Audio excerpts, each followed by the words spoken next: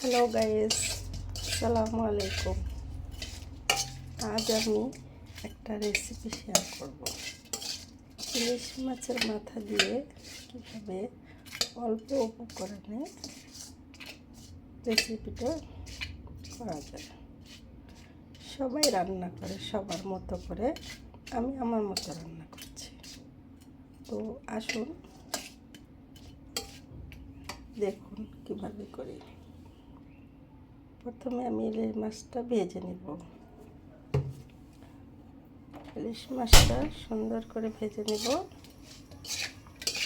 দেখুন কীভাবে ভেজে নিচ্ছি, এটা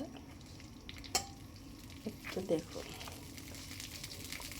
সবাই রান্না করে, যেমন মা খালারা রান্না করতো, ওদের হাতে রান্না স্বাদ অন্যরকম। তো আমিও রান্না করছি, দেখুন খেয়ে দেখবেন কেমন হয় রান্নাটা। যদি ভালো লাগে জানাবেন। কচু শাক এমন একটা জিনিস, পুষ্টিকর খাবার। এটাতে অনেক পুষ্টি। তো আপনারা কীভাবে রান্না করেন সেটাও জানাবেন।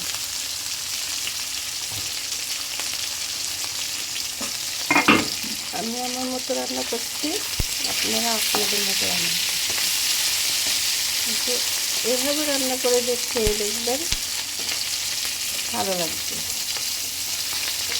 মাছটা প্রথমে ভেজে নিলাম। দেখুন কীভাবে মাছটা ভেজে নিলাম। আমি বেশি উপকরণ দেব না, যেহেতু সবজি না, এটা কচু শাক সবজি। এটা হলো সবুজভাবে করার চেষ্টা করব। প্রথমে আমি এখানে দিয়ে দিব পেঁয়াজ কুচি দিলাম। এখানে কিছুটা দুটো পেঁয়াজ দিলাম। এখানে দিলাম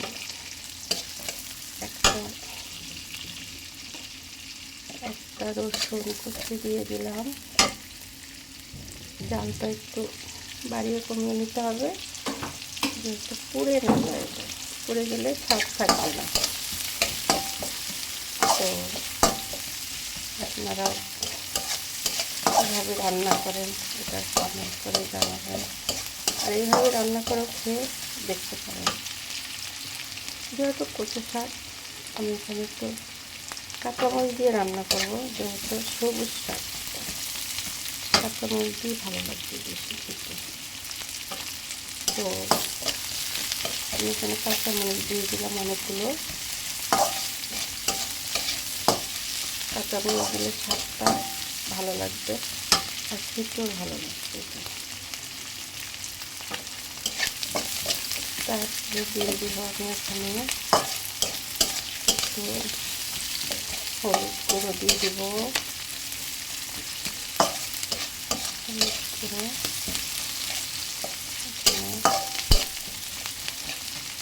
গুঁড়ো দিব একটু ভাজা হয়ে গেলে একটু হলুদ করে দিয়ে দিব। নাহলে এখন যদি দিয়ে দিই হলুদ পুড়ে যাবে। পুড়ে গেলে খেতে ভালো লাগবে না। যতটা চেষ্টা করবেন মরিচ পেঁয়াজগুলো ভালো করে ভেজে নেওয়ার। ভেজে নিয়ে তারপরে যদি আপনি হলুদটা অ্যাড করেন, তাহলে আপনার পারফেক্ট ভালো হয়ে যাবে রান্নাটা, আর খেতেও ভালো লাগবে। আমার মা খালারা যখন রান্না করতো, আমি মাঝে মাঝে দেখতাম ওনারা কীভাবে রান্না করে। তো ওনাদের মতো তো আমরা রান্না করতে পারবো না, যেহেতু ওনারা আগেকার মানুষ। ওনাদের রান্নাটা অন্যরকম হাত হয়ে যেত। তো এখানে হলুদ দিয়ে দিলাম আমি 1 চামচের মতো হলুদ দিয়ে দিলাম। পরিমাণ মতন দিবেন আপনারা, আপনাদের পরিমাণ মতো। তো এখানে আমি দিয়ে দিলাম লবণ। যেহেতু আমি কচু শাকটা সেদ্ধ করার সময় আপনাদের সাথে শেয়ার করিনি, তো তখন আমি হলুদ দিয়েছিলাম। এখন আমি হলুদটা দিয়ে দিব। এখন দিয়ে সেদ্ধ করা কচুটা সেটা দিয়ে দিব। দেখুন বন্ধুরা, কচু শাকটা সবুজ শাকটা দিয়ে কালারটা এত সুন্দর আসছে। দেখুন যে কতটা সুস্বাদু হবে তা আপনারা কমেন্ট করে জানাবেন। আর কচু শাক সবাই রান্না করে মানে একটা কেমন যেন একটা কালার হয়ে যায়। এই কালারটা দেখুন এত সুন্দর হয়েছে কালার।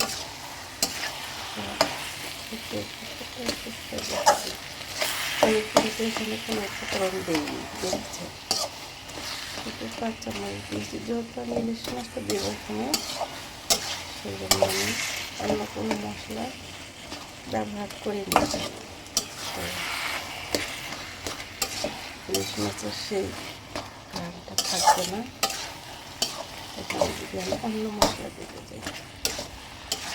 আরেকটা কথা মাথায় রাখবেন যে এটা গলায় ধরবে কিনা। না বন্ধুরা, এটা গলায় ধরবে না। এটাকে আমি ভালো করে ঝাঁসটা লাগছে তো কাশ উঠে গেছে। এখানে আমি একটু সিদ্ধ করে এটাকে ভালো করে নিয়েছিলাম, এই জন্য এটা গলায় ধরবে না। হ্যাঁ, যদি গলায় ধরে তার জন্য আমি এখানে একটু লেবু দিয়ে দিব। দেখুন কত সুন্দর হয়েছে কচুটা। এটা দিয়েই আপনারা ভাত খেতে পারবেন। হ্যাঁ, মাছ মাংস থাকবে, মাছ মাংসের স্বাদটা কিন্তু এটার সাথে ভালো লাগবে। এটার স্বাদই অন্যরকম হবে। তো দেখুন, কমেন্ট করে জানাবেন কেমন হয়েছে কচু শাকটা। তো আপনারা কীভাবে রান্না করেন ভুল হলে বলবেন যে কী ভুল হয়েছে। তো এখন ইলিশ মাছের মাথাটা অ্যাড করবো এখানে। ইলিশ মাছটা দিয়ে দেওয়ার পরে কচু শাকটা দেখতে অসাধারণ লাগতেছে। তো কচু শাকটা মাছটা যখন দিয়ে দিলাম, এটাকে খেতে আরও লোভনীয় হয়ে গেছে, আরও সুন্দর দেখা যাচ্ছে। খেতে আরও অনেক সুন্দর। এই পর্যায়ে আমি গ্যাসের একটা কমিয়ে রেখেছিলাম, এখন বাড়িয়ে দেব। কত সুন্দর হয়েছে কচু শাক।